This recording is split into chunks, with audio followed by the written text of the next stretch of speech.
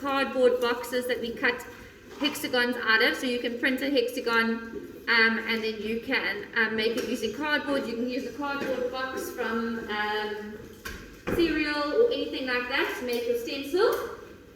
Okay, so if we look at page 165, it says tessellation shapes can be placed in a pattern without any gaps or overlaps. Okay, so we are learning about shapes that can tessellate or non-tessellating. Have you ever heard about that before? No. What does tessellating mean? Tessellating means that there are no gaps and there are there's no overlaps. So if it's tessellating, it looks like that first picture, which is the orange picture. Can you see the shapes are touching each other? Yes. So it is tessellating. In the other one, there's no overlaps, and it looks like there's a little space between them. And so these are not tessellating. Can you see in the blue ones, the circles? Okay, so it says patterns in nature. We have learned that a hexagon is a 2D shape with 6 straight sides. These honeycombs resemble a tessellation using hexagons. So now they're saying we've got these shapes in nature, and you can have them in a beehive. Can you see this? So it looks a bit like a beehive, don't you think? Inside a beehive. Alright?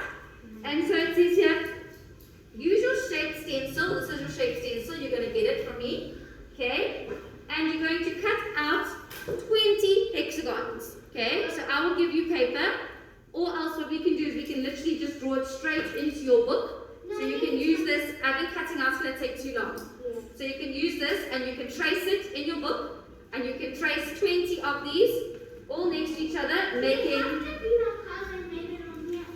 It doesn't have to look exactly like that. It says you can decorate them and you can paste the hexagons in your book to form a tessellation. So you're going to form a pattern and it has to all make a tessellation. So it can't be apart.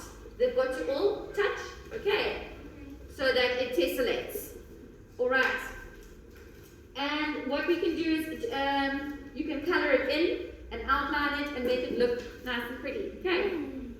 So you're going to create your own one. They've given you an example. It does not have to look exactly like this example. Yes. Can you like create a picture with them? You can create a picture with it, yes. Can it look exactly the same? If you want it to look exactly the same, you can.